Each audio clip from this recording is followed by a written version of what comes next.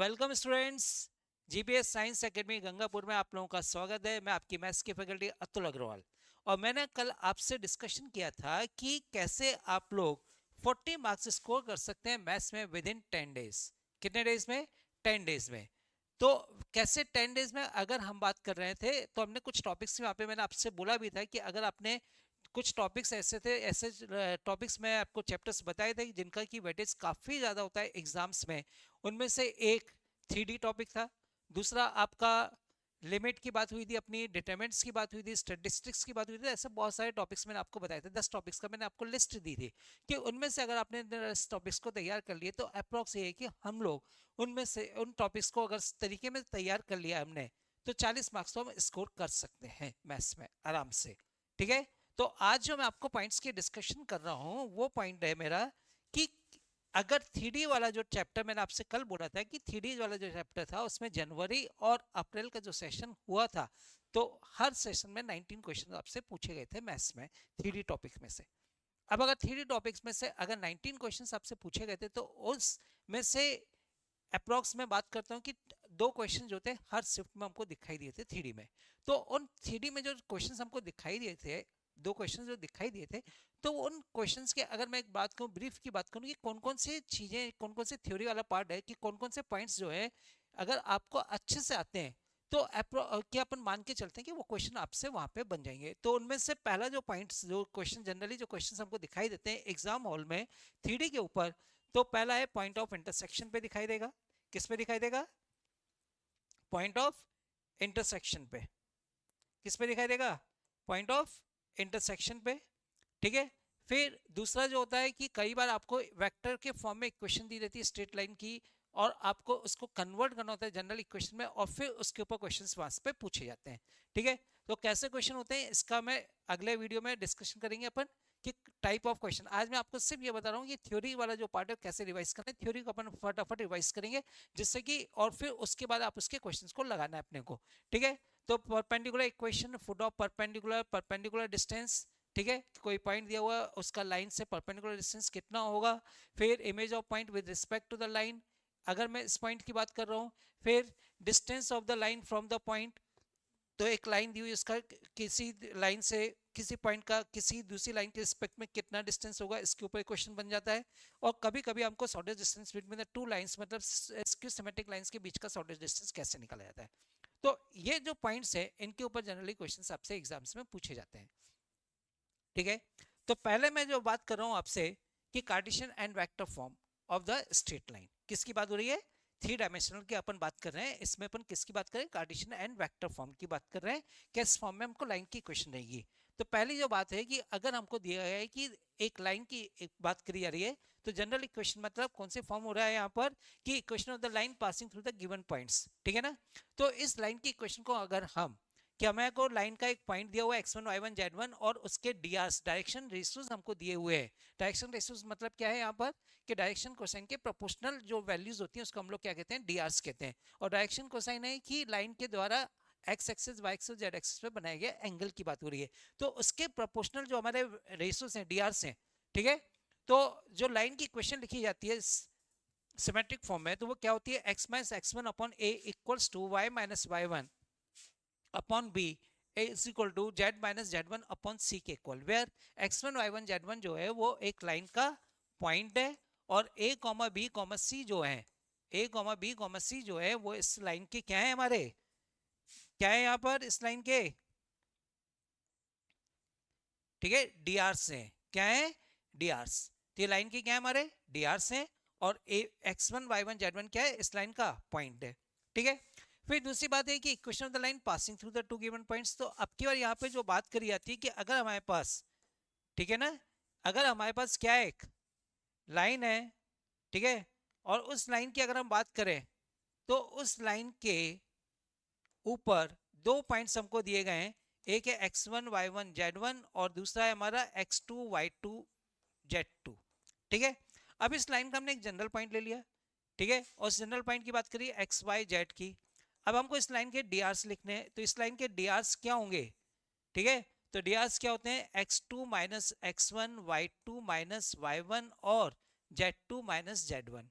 ठीक है, ये हमारे इस लाइन के क्या आ जाएंगे, डी आर्स आ जाते हैं।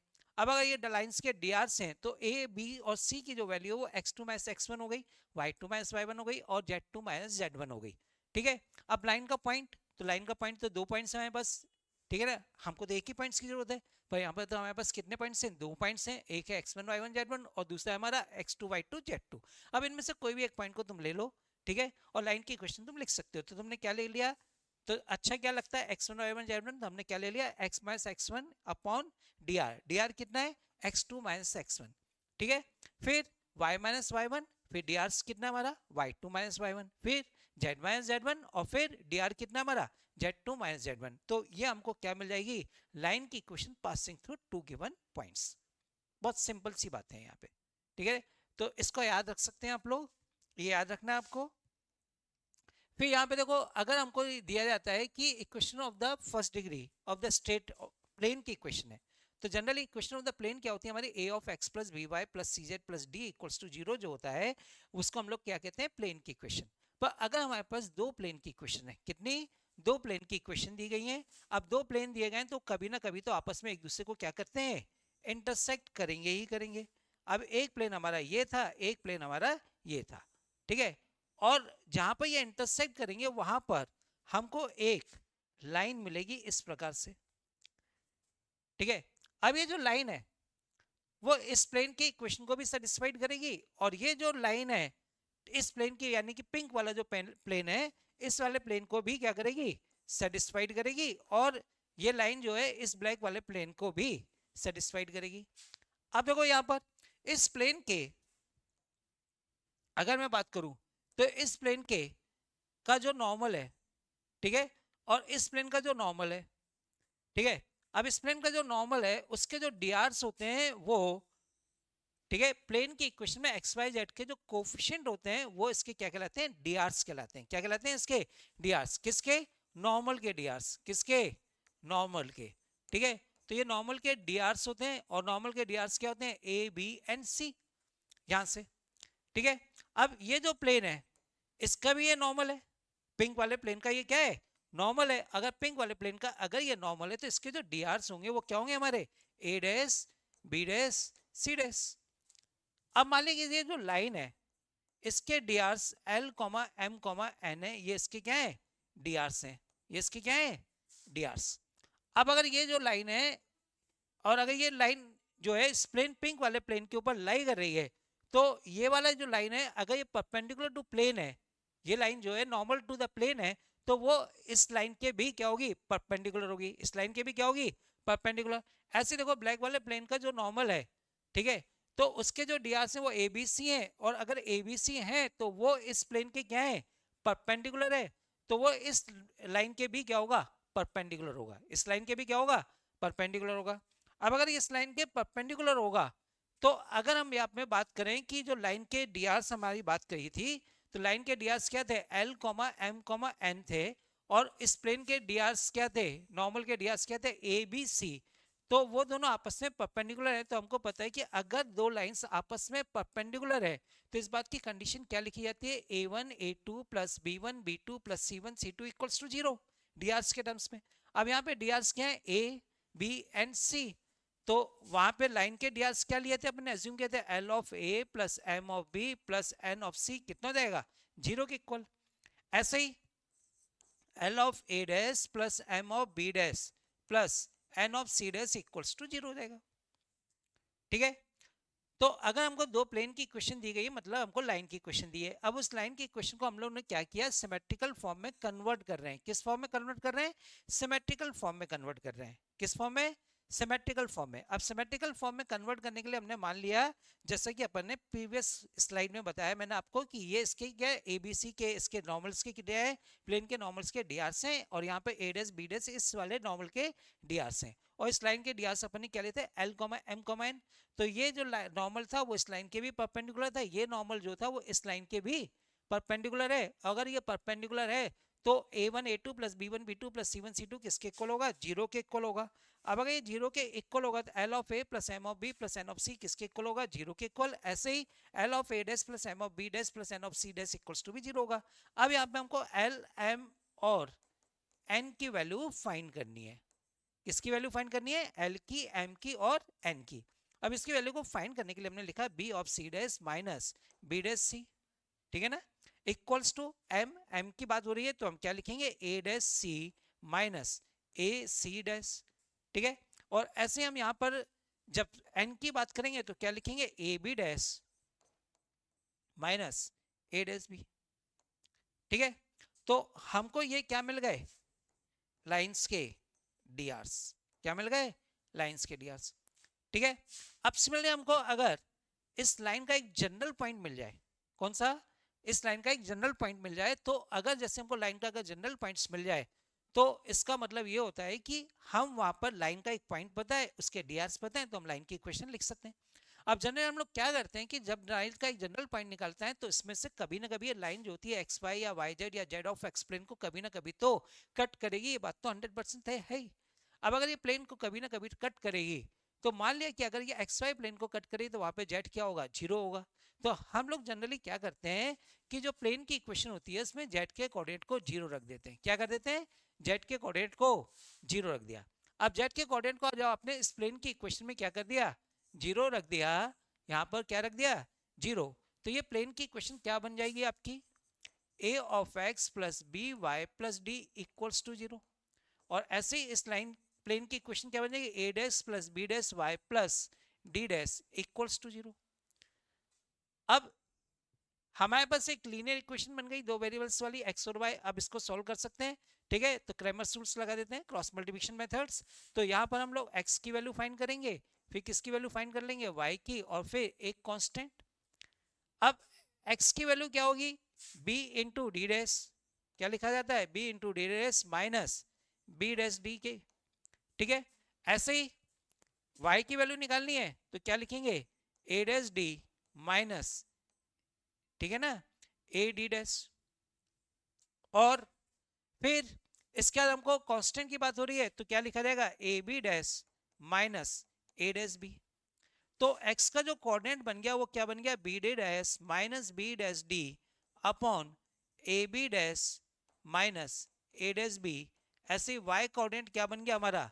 ए dash d minus a d dash upon, ठीक है ना, कितना लिख दिया जाएगा? A b dash minus a dash b. अब ये देखो यहाँ पर x की वैल्यू मिल गई, y मिल गया, और z कितना हमारा? जीरो के इक्वल है। z कितना है हमारा? जीरो के इक्वल। तो लाइन की इक्वेशन क्या बन जाएगी? x माइनस पॉइंट x1 के कोऑर्डिनेट, ये क्या हमारा? x1, और ये क्या हो गया हमारा? y1। तो x1 कितना हो गया? वो वैल्यू रख दी, b d dash minus b dash d upon a b dash minus a dash d, ठीक है। ऐसे ही नीचे डी आर्स आ गए, तो नीचे डी आर्स कितने हो गए हमारे? B c dash minus b dash c, l की वैल्यू हो गई। फिर y माइनस, ठीक है, फिर m की वैल्यू नीचे आ जाएगी, और y का कोऑर्डिनेट कितना आया था? a डैश डी, तो a dash d minus d dash a upon a b dash minus a dash d upon कितना लिख दिया? a dash c minus a c dash, ठीक है, इक्वल्स टू। अब z में कोऑर्डिनेट कितना है? जीरो है, तो z माइनस जीरो, तो z माइनस जीरो लिखें या नहीं लिखें कोई फर्क नहीं पड़ेगा। तो हमको यहाँ पे क्या मिल गया है कि अगर दो प्लेन की इक्वेशन हमको दी गई है तो उनके पॉइंट ऑफ इंटरसेक्शन की जो लाइन होती है उस लाइन को सिमेट्रिकल फॉर्म में हमने कन्वर्ट कर लिया, ठीक है। तो कभी कभी आपको प्लेन की इक्वेशन दे दी जाएगी और उसको सिमेट्रिकल फॉर्म में पूछा जाएगा कि इनमें से कौन सी लाइन है जो इसके सिमेट्रिकल फॉर्म को रिप्रेजेंट करेगी, ठीक है। तो ये एक फॉर्मेट होता है जो एग्जाम्स में पूछा जा सकता है। फिर अगला जो पॉइंट है कि वेक्टर के फॉर्म में कैसे लाइन की इक्वेशन बनती है, ठीक है। अब कई बार होगा कि आपको वेक्टर फॉर्म में लाइन की इक्वेशन दे देगा। किस फॉर्म में देगा? वेक्टर के फॉर्म में लाइन की इक्वेशन देगा, और फिर आपसे उसके बारे में बात करेगा, ठीक है। तो पहला जो पॉइंट है कि यहाँ पे देखो, अगर मैं सिंपल सी बात करूं कि लाइन का मतलब यानी कि वेक्टर का मतलब क्या होता है? एक पॉइंट को रिप्रेजेंट कर रहा है, और उस पॉइंट को जब आप ओरिजिन से ज्वाइन करते हो तो इस एक्स एक्सिस वाई एक्सिस और जेड एक्सिस के पे जो एंगल बनाए जाते हैं, इसके डीसीज बनाए जाते हैं, उन डीसीज के डायरेक्शन कोसाइन जो होते हैं वो आई जे के जो कोफिशिएंट हैं, ठीक है, उनको हम लोग इसके क्या कहते हैं? डीआरस कहते हैं। क्या कहते हैं? डीआरस। तो यहाँ पर आर अगर हमारा एक वेक्टर है, ठीक है, आर क्या हमारा एक वेक्टर है, a of i plus b j plus c of k, ठीक है। तो एक्स एक्सिस यानी कि आई एक्सिस पे इसके द्वारा जो डी आर बनाया गया, डायरेक्शन कोसाइन बनाया गया, वो लिखा जाता है A upon mod of R. और आर क्या है? मॉड ऑफ आर क्या है? A square plus B square plus C square के equal. Root of A square plus B square plus C square, ये क्या है हमारा मॉड ऑफ आर के इक्वल है। ठीक है, ऐसे ही वाई एक्सिस पे बनाएगा एंगल कितना होगा इसका b by r, b by mod of r. ठीक है, ऐसे ही जेड पे बनाएगा c upon mod of r है। ठीक है, तो ये क्या होता है कि अगर कोई वेक्टर दिया गया है तो उसने अगर आपसे पूछा कि इस वेक्टर के डायरेक्शन कोसाइन क्या है, इस वेक्टर की क्या है डायरेक्शन कोसाइन, तो तुम लोग क्या लिखोगे आई जे के जो कोफिशिएंट है उसको उसके मॉडुलस से डिवाइड कर देना। तो कितना लिखोगे A upon mod of R, B upon mod of R, C upon mod of R, ये क्या कहलाते हैं इसके डायरेक्शन कोसाइन। ठीक है, क्या कहलाते हैं डायरेक्शन कोसाइन। फिर vector equation of straight line passing through fixed point. ठीक है, और जिसका क्या दिया है पोजीशन वेक्टर कितना है ए है और एक वेक्टर बी है जिसके वो क्या है पैरेलल। तो यहाँ पे कह रहा है कि एक लाइन है, यहाँ पर क्या है एक लाइन जो कि पॉइंट ए से पास कर रही है और बी वेक्टर के पैरेलल है। किसके पैरेलल है बी वेक्टर के पैरेलल है। तो इस लाइन की इक्वेशन लिखनी है। अब लाइन की इक्वेशन लिखनी है तो लाइन का एक जनरल पॉइंट आर ले लिया। ठीक है, क्या ले लिया एक जनरल पॉइंट आर ले लिया। अब ये दो वेक्टर्स जो है वो आपस में कैसे कोप्लेनर हैं। अब अगर कोप्लेनर तो कैसे लिखा जाता है आर इक्वल्स टू आर, दो वेक्टर्स अगर कैसे हैं पैरेलल है, ठीक है, तो क्या लिख दिया जाएगा r minus of a equals to कितना जाएगा lambda times of b vector. तो इस पूरी इक्वेशन को हम क्या लिखते हैं r equals to a plus lambda times of b vectors. तब ये दो वेक्टर्स जो आपस में कैसे थे हमारे पैरेलल वेक्टर्स थे। कैसे वेक्टर्स थे ये पैरेलल वेक्टर्स होगा, पैरेलल वेक्टर्स थे तो one vector can be expressed as a lambda times of other vector. तो r minus of a equals to हम क्या लिख सकते हैं lambda times of b vectors के इक्वल लिख सकते हैं। तो r इक्वल्स टू कितना लिख दिया जाएगा a plus lambda times of b vector के इक्वल। ठीक है, अब ऐसे ही देखो vector equation of the line passing through two points, किसकी बात हो रही है दो पॉइंट्स की, अपन ने वहां पे भी किया था टू पॉइंट्स, तो यहाँ पर भी वही बात हो रही है।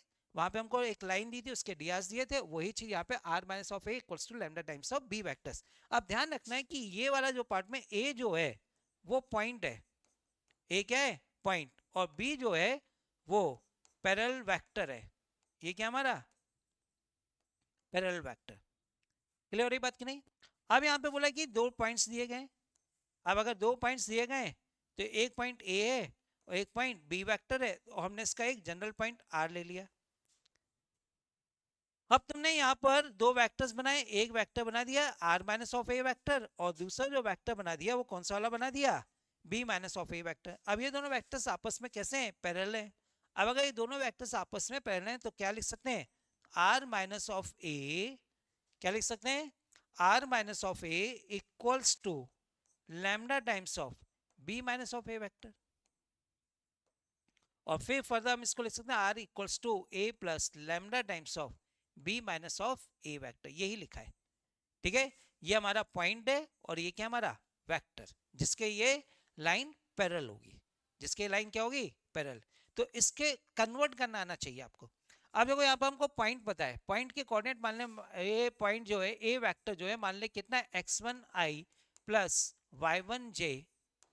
ठीक है, x1i plus y1j plus z1k। अब ये पॉइंट है और एक वेक्टर बी दिया हुआ है, बी वेक्टर क्या दे दिया l of i plus m of j plus n of k. अब इसको अगर सिमेट्रिक फॉर्म में इक्वेशन लिखना है मतलब किस फॉर्म में लिखना है एक्स माइनस एक्स वन के। ठीक है, तो यहाँ पर x1 जो है ए जो है पॉइंट्स की बात हो रही है तो x1 y1 z1 क्या हो जाएगा पॉइंट हो जाएगा, और पॉइंट हो जाएगा तो हम क्या लिखेंगे x minus x1 upon l equals to y minus y1 upon m equals to z minus z1 upon n1। ये हमारी लाइन की इक्वेशन बन जाएगी। ये बात समझ में आई। तो कैसे हम वेक्टर फॉर्म से किस फॉर्म में चले गए सिमेट्रिक फॉर्म में, किस में 3D के फॉर्म में। ठीक है, तो ये कन्वर्ट करना आना चाहिए आपको। ओके, फिर intersection of the two lines, तो इसके ऊपर भी क्वेश्चन बनता है perpendicular distance of the line from a given point, foot of perpendicular and image of the point, इसके बारे में बात करें। अब मान लो कि ये दो लाइंस हैं जो आपस में एक दूसरे को क्या कर रही हैं इंटरसेक्ट कर रही हैं। कौन कौन सी लाइंस हैं हमारे पास x minus x1 upon a1 equals to y minus y1 upon b1 equals to z minus z1 upon c1 equals to, ठीक है, x minus x2 upon a2 equals to y minus y2 upon b2 equals to z minus z2 upon c2। ये हमारे पास क्या है दो lines की equation दी गई है। तो आपने क्या किया कि पहली लाइंस को लैम्डा के इक्वल लिखा, फिर दूसरी लाइन को क्या लिख दिया, म्यू के इक्वल। अब ये दोनों लाइंस जो है वो आपस में एक दूसरे को क्या कर रही है, तो ये अगर पहली लाइन है और ये जो है हमारी क्या है दूसरी लाइन, ये आपस में क्या कर रही है, इंटरसेक्ट कर रही है। अब जिस पॉइंट पर ये इंटरसेक्ट कर रही है वो पॉइंट जो होगा लाइन का, वो दोनों लाइन के ऊपर लाई करेगा। और अगर दोनों लाइंस के ऊपर अगर ये पॉइंट लाई करेगा तो उस लाइन की इक्वेशन को हमेशा क्या करेगा, सेटिस्फाइड। क्या करेगा, हमेशा सेटिस्फाइड। अब तुम ये वाला जो पॉइंट है वो निकाल सकते हो पहले वाली ब्लैक वाली लाइन का। मतलब कौन सी लाइन की बात कर रहे हैं, इसकी लाइन की। अब अगर इस लाइन की बात कर रहे हैं, पहली वाली लाइन की ही बात कर रहे हैं, तो इस लाइन की जो इक्वेशन है, ठीक है, उसको हमने लैम्डा टाइम्स के इक्वल लिख दिया था। किसके इक्वल लिख दिया था, लैम्डा टाइम्स के। और इस लाइन की इक्वेशन को किसके इक्वल लिख दिया था, म्यू के। अब यहां से हमने x minus x1 upon a1 से ये वाला पॉइंट निकालना है, ठीक है। तो क्या लिखा जाएगा, x minus x1 upon a1 equals to lambda है, कितना है, x minus x1 upon a equals to कितना है, लैम्डा। तो हम क्या लिख सकते हैं, x1 equals to a lambda plus x1, ठीक है। ऐसे ही y कितना हो जाएगा हमारा, b लैम्डा प्लस y1, ठीक है। अब यहां पर drs क्या हमारे a1 है और इसके drs क्या है, ठीक है, b1। और ऐसे ही z इक्वल्स टू कितना जाएगा, c1 lambda plus z1, c1 lambda plus z1। ऐसे ही इस लाइन की बात करें तो इस लाइन की इक्वेशन क्या हो जाएगी, x इक्वल टू कितना लिख देंगे, a2 लैम्डा प्लस x2। और यहां से y इक्वल्स टू क्या लिख देंगे, b2 लैम्डा प्लस b2, ठीक है। और z इक्वल्स टू क्या लिख देंगे, c2 लैम्डा प्लस z2। समझ में आ रहा है बात की नहीं। तो ये दोनों जो x हैं, ठीक है, वो इस पॉइंट के कोऑर्डिनेट है, दोनों x, एक पिंक वाली लाइन से और एक ब्लैक वाली लाइन से, ठीक है ना। तो दोनों क्या है, ठीक है। तो हम लोग क्या करते हैं, यहां पर इन दोनों पॉइंट्स को क्या कर देंगे, इक्वेट कर देंगे। मतलब क्या लिख दिया जाएगा, क्या लिख देंगे, a1 lambda plus x1 equals to a2 mu plus b2, sorry क्या लिख देंगे, x2, ये लिखा था ना, सॉरी यहां पे मैंने लैम्डा कर दिया, इसको म्यू करो। x इक्वल टू कितना है, a2 mu plus x2, y equals to कितना है, b2, ठीक है ना, b2 म्यू प्लस, ठीक है, y2 कितना है, y2। और यहां पर z इक्वल्स टू कितना था, c2, ठीक है, म्यू प्लस z2, क्लियर। तो ये हमारे इसकी बात हो रही है। तो इसको हमने किसके इक्वल लिया था, लैम्डा के, और इसको किसके इक्वल लिखा था, म्यू के। क्लियर हो रही बात की नहीं। तो पहला जो पॉइंट बना वो a1 lambda plus x1 equals to a2 mu plus x2 बन गया। और दूसरा जो इक्वेशन बन गई है वो यहां से क्या बन गई, b1 lambda plus y1 equals to b2 mu plus y2। और तीसरी जो इक्वेशन बन गई थी वो बन गई थी c1 lambda plus z1 equals to c2 mu plus z2 के इक्वल। अब यहां से इन दो इक्वेशन में से, पहली दो इक्वेशन में से लैम्डा और म्यू की वैल्यू फाइंड करके वो तीसरी इक्वेशन में रखेंगे तो वो हमेशा क्या करेगी, उसको सेटिस्फाइड करेगी, ठीक है। अगर वो सेटिस्फाइड कर रही है तब तो वो इंटरसेक्ट करेगी, अगर सेटिस्फाइड नहीं कर रही है तो वो दोनों लाइंस कभी भी एक दूसरे को इंटरसेक्ट नहीं करेंगे, ठीक है। तो कैसे पॉइंट्स निकलते हैं, ये बात समझ में आया। अब लैम्डा और म्यू की जो वैल्यू निकाली वो इनमें से किसी भी एक, या तो यहां पे रख देना, ठीक है, या फिर यहां पे रख देना, ठीक है, किसी एक में रख देना। अगर जब जैसे तुमने किसी एक में लैम्डा और म्यू की वैल्यू रखी तो तुमको वो क्या मिल जाएगा, पॉइंट ऑफ इंटरसेक्शन मिल जाएगा। क्या मिल जाता है, पॉइंट ऑफ इंटरसेक्शन। तो इसके ऊपर बहुत सारे क्वेश्चंस आपसे मेंस में पूछे जाते हैं, ठीक है, कि कैसे दो लाइंस के पॉइंट ऑफ इंटरसेक्शन की कहानी होती है। क्लियर। अगला जो पार्ट है, ठीक है, अब फुट ऑफ परपेंडिकुलर कैसे निकालते हैं, कैसे बात होती है, foot of perpendicular. Foot of perpendicular मतलब क्या होता है कि एक लाइन की इक्वेशन हमको गिवन है और एक पॉइंट P गिवन है जिसके कोऑर्डिनेट यहाँ पे कितने दिए, अल्फा, बीटा और गामा, और इससे हमको एक परपेंडिकुलर ड्रॉप किया, वो परपेंडिकुलर क्या है, कहाँ पे इंटरसेक्ट किया है, क्यू पॉइंट पर। तो क्यू पॉइंट जो है वो क्या कहलाता है, इसका फुट ऑफ परपेंडिकुलर। क्या कहलाता है, फुट ऑफ परपेंडिकुलर। अब ये लाइन की इक्वेशन यहाँ पे गिवन है, ठीक है।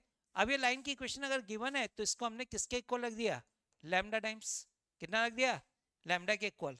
अब लैम्डा के इक्वल लिख दिया तो ये वाला जो पॉइंट है उसके कोऑर्डिनेट हमको पता है कितने, x1 y1 z1, और इससे कितनी दूरी वाला पॉइंट, लैम्डा की जगह चाहो तो तुम आर रख दो तो ज्यादा अच्छा लगता है, कितना रख दे, are.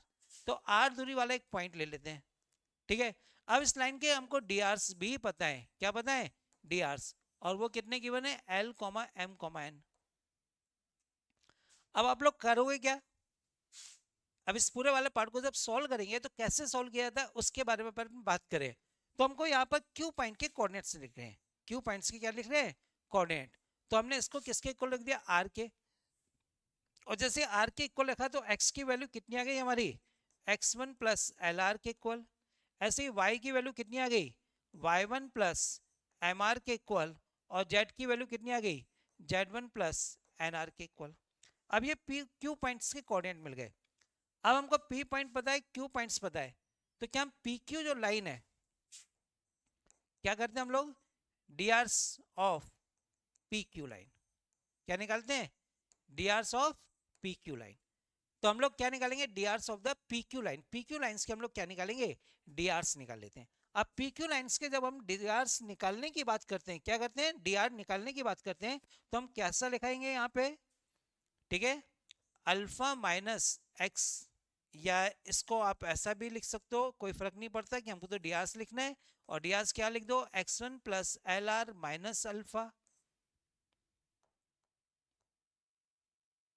L r minus alpha, ठीक है, comma y1 plus m r minus beta, ठीक है, और ऐसे ही z1 plus n r minus gamma.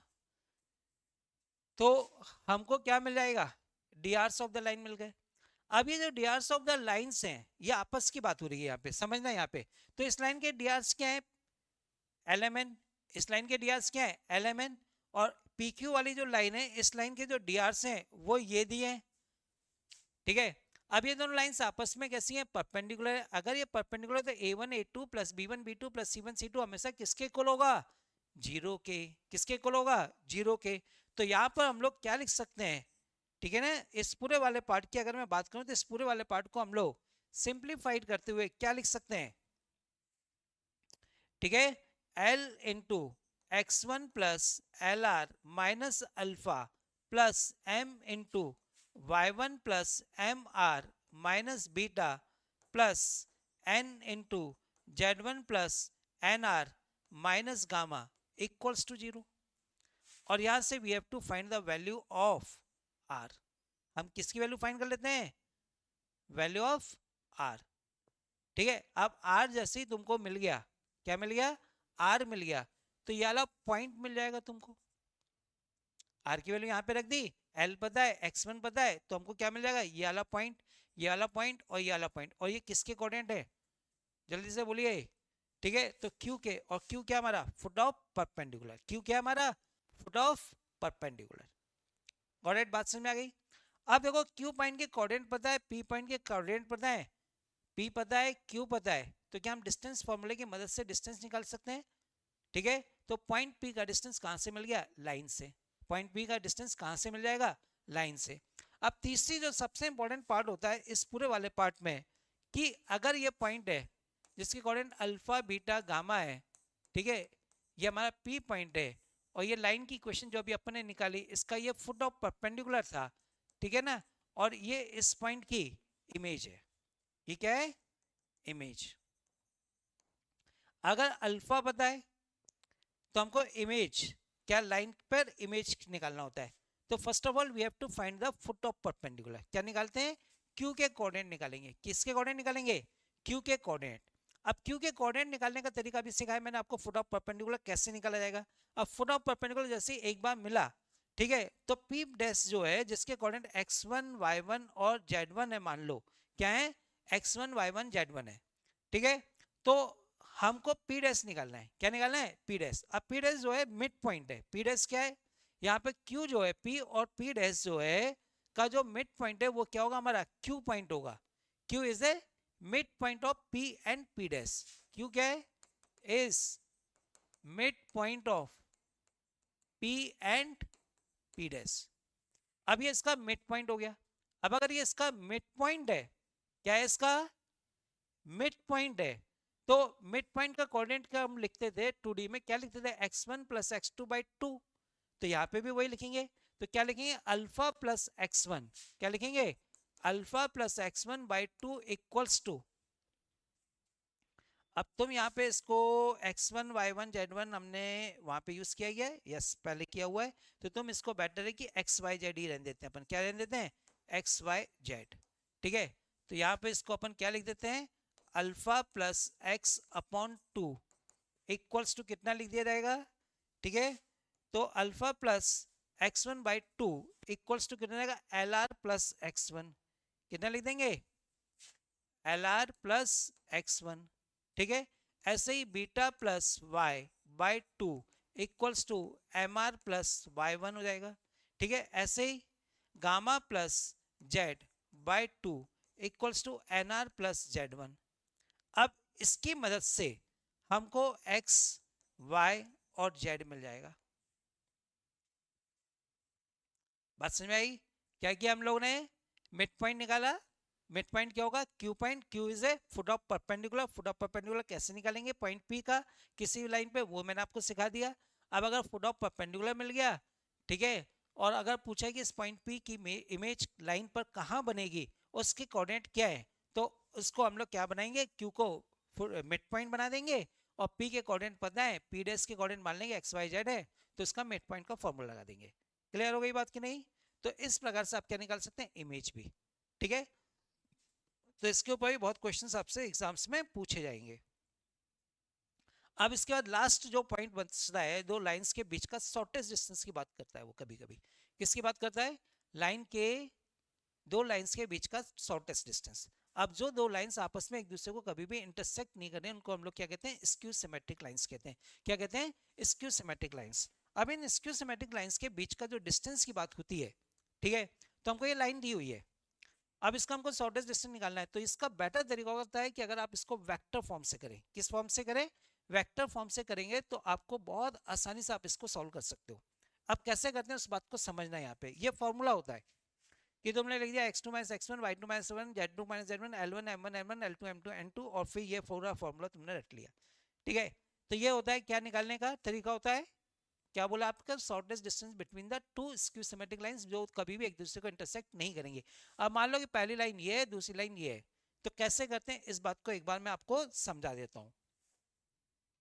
तो मान लो कि एक लाइन हमारी ऐसी है, एक लाइन ऐसी है, इस लाइन के ऊपर हमको क्या निकालना है? Shortest distance between the two lines. ठीक है। अब लाइन की इक्वेशन हमको गिवन थी x minus x one upon, ठीक है, क्या दी थी? x minus x one upon l one. ठीक है। Equals to y minus y one upon m one equals to z minus z one upon n one. और दूसरी लाइन की इक्वेशन दी है x minus x two upon l two equals to y minus y two upon m to